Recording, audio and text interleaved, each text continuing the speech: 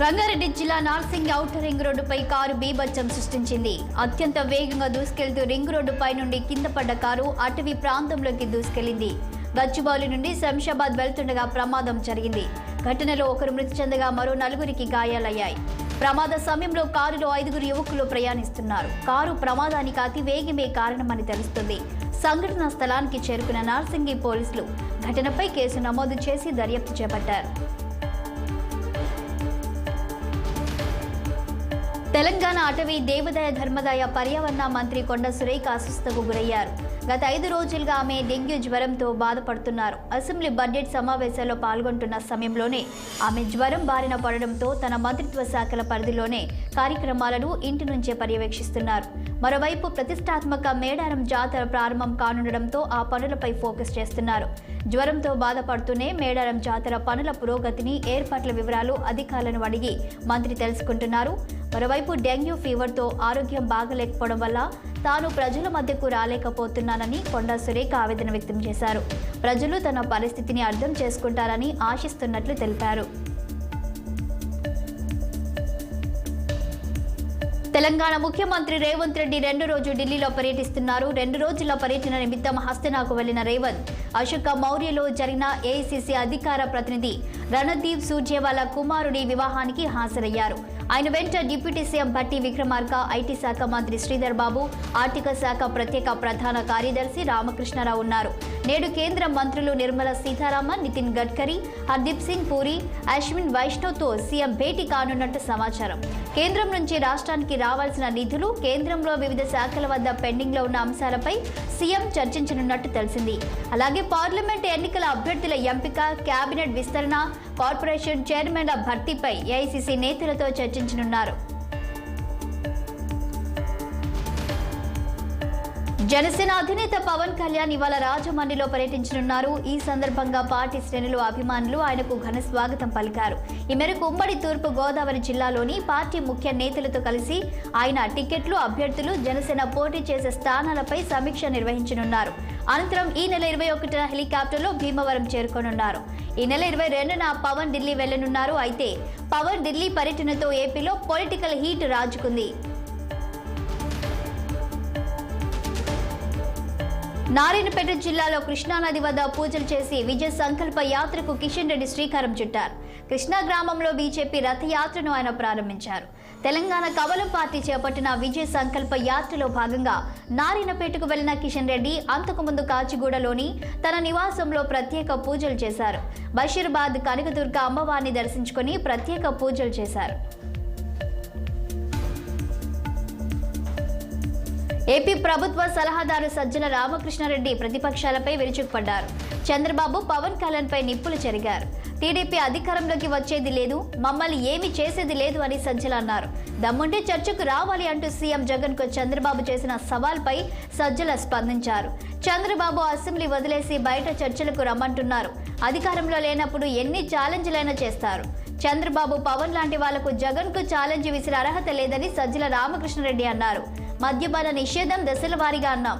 రాష్ట్రంలో బెల్ట్ షాపులు లేకుండా చేశాం. రాష్ట్రంలో మద్యం వినియోగం తగ్గింది. ప్రభుత్వానికి ఆదాయం కావాలి కనుక ప్రభుత్వం షాపులు నడుపుతుంది. గతంలో కంటే వినియోగం తగ్గిన ఆదాయం పెరిగింది. గతంలో ఈ ఆదాయం టీడీపీ చేతుల్లోకి పోయింది. మద్యం విషయంలో అవ్వలేదు కనుకే మేనిఫెస్టో 99% అమలు చేశామన్నారు. తెలంగాణలో గ్రూప్ 1 ఉద్యోగాల భర్తీకి నోటిఫికేషన్ విడుదలైంది. 2022లో ఇచ్చిన నోటిఫికేషన్ రద్దు చేసిన గంటల వ్యవధిలోనే టీఎస్పీఎస్సీ కొత్త నోటిఫికేషన్ విడుదల చేసింది. మొత్తం 563 ఉద్యోగాలకు ఫిబ్రవరి 23 నుంచి మార్చి 14న సాయంత్రం 5 గంటల వరకు అభ్యర్థుల నుంచి ఆన్లైన్లో దరఖాస్తులు స్వీకరించనున్నారు. మే, జూన్లో ప్రిలిమినరీ పరీక్ష, సెప్టెంబర్ లేదా అక్టోబర్లో మెయిన్ పరీక్ష నిర్వహించనున్నారు. తెలంగాణ మాజీ సీఎం కేసీఆర్ త్వరలో ఢిల్లీకి వెళ్లనున్నారు. ఎన్నికల తర్వాత తొలిసారి ఢిల్లీకి కేసీఆర్ వెళ్తున్నారు. తాజా రాజకీయాల నేపథ్యంలో కేసీఆర్ పర్యటనకు ప్రాధాన్యత సంతరించుకుంది. అటు ఎంపీ ఎన్నికల్లో బీజేపీ, బీఆర్ఎస్ పొత్తుపై ఊహాగానాలు నెలకొన్నాయి. ఇటు ఊహాగానాలను బీజేపీ నేతలు సైతం కొట్టిపారేస్తున్నారు. మరోవైపు ఢిల్లీలో కేసీఆర్ ఎవరెవరిని కలుస్తారన్న దానిపై ఉత్కంఠ కొనసాగుతుంది. బీజేపీ సౌత్లో బలపడటానికి దారి లేకపోవడంతో ప్రాంతీయ పార్టీ శక్తులను వాడుకునే ప్రయత్నం చేస్తున్నాయని అద్దంకి దయాకర్ అన్నారు. బీజేపీ బలపడడాన్ని బీఆర్ఎస్ కోరుకుంటుందన్నారు.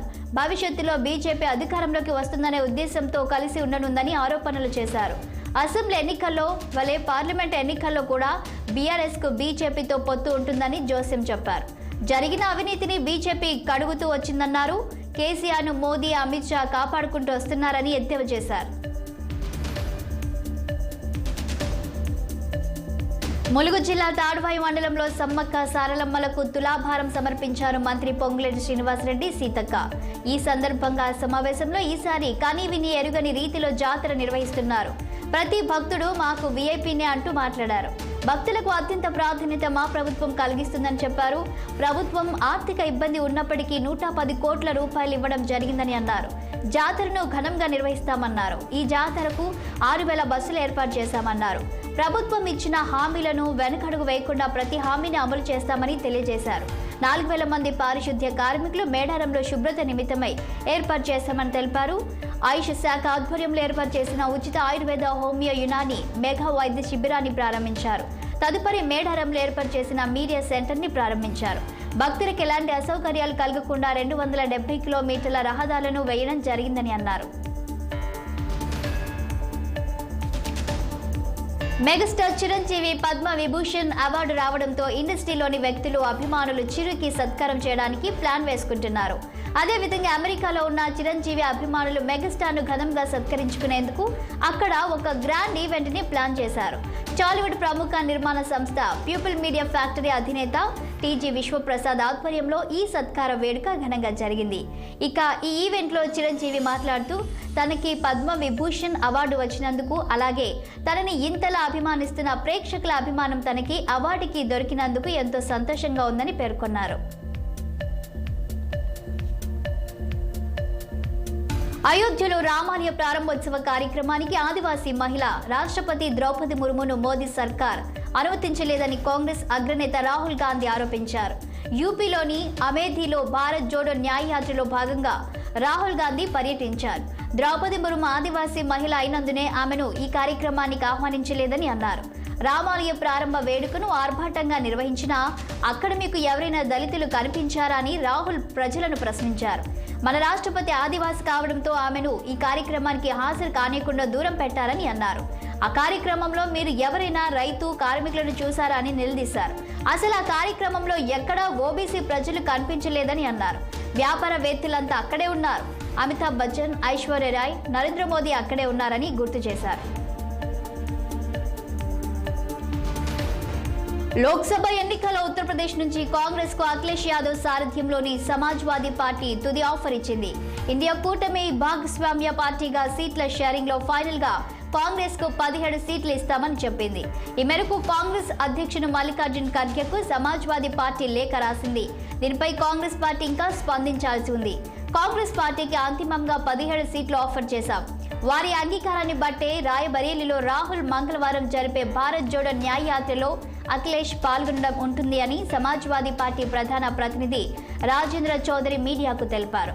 కాంగ్రెస్ కు ఏ సీట్లు ఆఫర్ చేశారనే విషయం చెప్పేందుకు ఆయన నిరాకరించారు.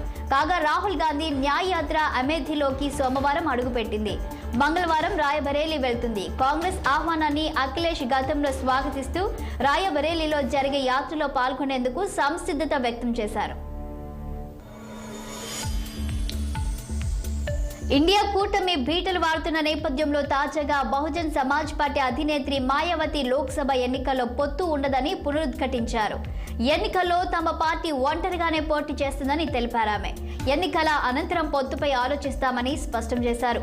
లోక్సభ ఎన్నికల్లో ఏ పార్టీతోనూ పొత్తు పెట్టుకోమని బీఎస్పీ స్పష్టం చేసినప్పటికీ దీనిపై వదంతులు వ్యాపిస్తుండటంతో బీఎస్పీతో పొత్తు లేకుండా కొన్ని పార్టీలు ఇక్కడ రాణించలేవన్నారు. కానీ పార్టీ ఒంటరిగానే ముందుకు వెళ్తుంది.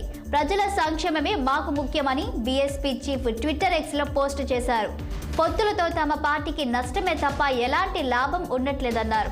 దేశంలోని చాలా పార్టీలు తమతో పొత్తు పెట్టుకోవాలని భావిస్తున్నాయని, కానీ తమకు ఆ ఆలోచన లేదన్నారు. ఎన్నికల అనంతరం పొత్తుపై ఆలోచిస్తామని తెలిపారు. పేదలు, దోపిడీకి, నిర్లక్ష్యానికి గురైన వారి సంక్షేమాన్ని దృష్టిలో ఉంచుకొని మా పార్టీ ప్రజాబలంతో లోక్సభ సార్వత్రిక ఎన్నికల్లో పోటీ చేస్తుంది. ప్రజలు వదంతులు నమ్మొద్దు అని ఆమె పేర్కొన్నారు.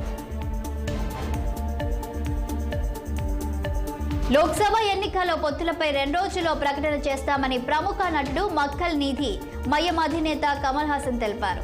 లోక్సభ ఎన్నికలకు సన్నద్ధత పొత్తులపై చెన్నై విమానాశ్రయంలో మీడియాతో మాట్లాడారు. ఇదొక మంచి అవకాశమని వ్యాఖ్యానించారు. 2 రోజుల్లో ఒక మంచి వార్తతో మీ ముందుకు వస్తారు. పార్లమెంట్ ఎన్నికల పనులు బాగా జరుగుతున్నాయి. ఇదొక మంచి అవకాశముగా భావిస్తున్నానని కమల్ అన్నారు. థగ్ లైఫ్ చిత్రం షూటింగ్ పూర్తి చేసుకుని చెన్నై ఎయిర్పోర్టుకు చేరుకున్న కమల్ మీడియాతో నవ్వుతూ మాట్లాడారు. ఈ నేపథ్యంలో కాంగ్రెస్ కు కేటాయించే ఒక స్థానంలో ఆ పార్టీ మద్దతుతో కమల్ హాసన్ లోక్సభ ఎన్నికల్లో పోటీ చేసే అవకాశం ఉందనే ప్రచారం జరుగుతుంది. కాగా డీఎంకే నేత తమిళనాడు మంత్రి ఉదయనిధి స్టాలిన్ ఇటీవల ఎంఎన్ఎంతో పొత్తుకు అవకాశాలున్నాయని ప్రకటించారు. అయితే ఎన్నికల సమయానికి పొత్తులపై నిర్ణయం తీసుకుంటామన్నారు.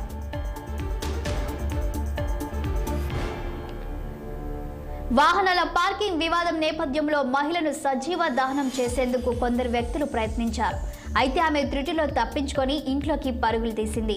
దీంతో దుండగులు ఆమె కారును ధ్వంసం చేయడంతో పాటు దానికి నిప్పంటించారు. ఈ వీడియో క్లిప్ సోషల్ మీడియాలో వైరల్ అయింది. పుణేలోని చందన్ నగర్ పోలీస్ స్టేషన్ పరిధిలోని కరాడి ప్రాంతంలో ఈ సంఘటన జరిగింది. స్థానికంగా నివసిస్తున్న మహేష్ రాజే ఆ ప్రాంతానికి చెందిన కొందరి మధ్య కొన్ని రోజులుగా పార్కింగ్ విషయంలో వివాదం జరుగుతుంది. కాగా ఫిబ్రవరి 17న పార్కింగ్ వివాదం తీవ్రమైంది. దీంతో ముఖాలకు ముసుగులు వేసుకున్న కొందరు వ్యక్తులు కర్రలు చేతపట్టి బైక్ పై ఆ మహిళ ఇంటికి చేరుకున్నారు. ఆమె కారును ధ్వంసం చేశారు. పెట్రోల్ పోసి తగులబెట్టారు. ఇంటి నుంచి బయటకు వస్తున్న రాజేపై కూడా పెట్రోల్ పోసి సజీవంగా దహనం చేసేందుకు ప్రయత్నించారు. అయితే ఆమె ఇంట్లోకి పరుగులు తీసి తప్పించుకుంది. ఇది చూసి అక్కడున్న వారు భయంతో పరుగులు తీశారు. ప్రయాణికుల విమానానికి పెను ప్రమాదం తప్పింది. టేకాఫ్ క్రమంలో రన్వే సమీపంలో ఉన్న పరికరాలను ఢీకొన్న ఘటనలో ఎడమవైపు భాగం తీవ్రంగా ధ్వంసమైంది. అలాగే గాల్లోకి దూసుకెళ్లిన ఫ్లైట్ గంట తర్వాత అదే ఎయిర్పోర్టులో సురక్షితంగా దిగింది. సెర్బియాలోని బెల్గ్రేడ్ అంతర్జాతీయ విమానాశ్రయంలో ఈ ఘటన చోటు చేసుకుంది. ఎయిర్ సెర్బియాకు చెందిన విమానం 106 మంది ప్రయాణికులతో బెల్గ్రేడ్లోని నికోలా టెస్లా అంతర్జాతీయ విమానాశ్రయం నుంచి జర్మనీలోని డ్యూసెల్డార్ఫ్కు టేకాఫ్ తీసుకుంది. అయితే తగినంత ఎత్తుకు చేరుకోకపోవడంతో రన్వే చివర్లో ఉన్న ల్యాండింగ్ సిస్టమ్ అరే పరికరాలను ఢీకొంది. ఈ ఘటనలో ఎడమవైపు రెక్కభాగం తీవ్రంగా ధ్వంసమైంది. రంధ్రం పడడంతో పాటు విమానం బాడీ చీరుకుపోయినట్లు కనిపిస్తున్న దృశ్యాలు నెట్టింట వైరల్గా మారాయి.